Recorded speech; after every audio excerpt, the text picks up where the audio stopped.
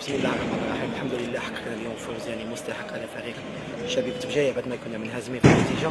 الحمد لله بفضل الله عز وجل وإرادة اللاعبين اللي كانوا حاضرين بقوة، وكذلك الكوتشينغ تاع المدرب اللي نشكروه انهم تمكنوا من العودة في النتيجة.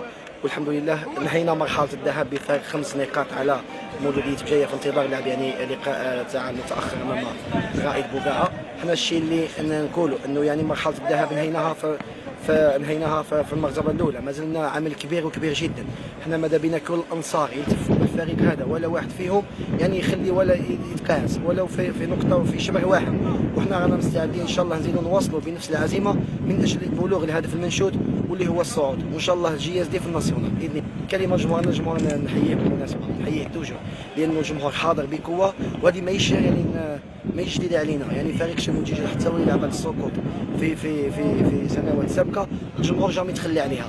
وبالتالي احنا نقول مادام انه الفريق في المراتب الاولى نتمنى الالتفاف الجميع وتضافر جهود الجميع، ويحافظوا يعني على يشجعوا الفريق الى نهايه اللقاء، في كل لقاء هذه الى نهايه اللقاء والى نهايه المشوار باش نحققوا الصعود ان شاء الله.